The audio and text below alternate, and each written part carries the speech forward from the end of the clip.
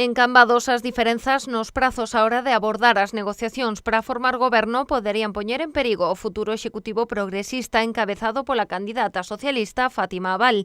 Dende Somos reclaman que o pacto chegue antes da investidura. Tildar de algo que parece lóxico e razoable como dialogar e acordar como se fora unha chantaxe ou unha ameaza está completamente fora de lugar. Os cidadáns de Cambados falaron claro nas urnas e pediron entendemento, pediron acordo e pediron pacto.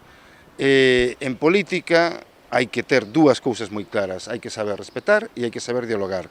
E a candidata do Partido Socialista non está destacando precisamente por esas dúas cualidades. Para Fátima Abal, dúas premisas frean estas conversas. Por unha banda, coñecer a decisión do BNG de se entrar ou non a formar parte do goberno. Pola outra, a resolución da reclamación do Partido Popular de 13 votos nulos que poderían mudar o escenario político. Os nacionalistas xa se pronunciaron a favor, pero aínda queda o segundo interrogante. Mentres facer calquer tipo de negociación anterior creo que é inútil e que non vai a chegar a ningún porto sin saber, evidentemente, os resultados das outras dúas premisas. Este argumento non é válido para a formación de Tino Cordal. Ben imposible que o PP consiga a aceptación dos 5 votos que precisaría para optar á alcaldía, contando co apoio do edil de Cambados Pode. Por iso, Somos exixe ao PSOE un pacto antes do pleno de investidura. Ten que haber un acordo previo, ten que haber un pacto previo para que Somos Cambados preste o seu apoio ao Partido Socialista, o cal entendemos que lóxico e razoable.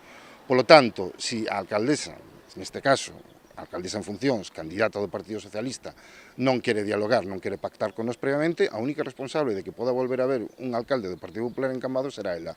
Pola súa banda, Abal insiste en que negociar antes de coñecer a decisión sobre a reclamación popular sería facer castelos no aire. Creo que eso non debe depender de unha posible negociación de reparto de áreas, porque entonces o que estarían demostrando é que teñen máis interés nese reparto de áreas que no propio benestar dos veciños e de veciñas. Quero pensar que eso non é así que pois que o demostren apoiando esa investidura de unha alcaldía de esquerdas e despois pois falaremos das negociacións que haya que falar.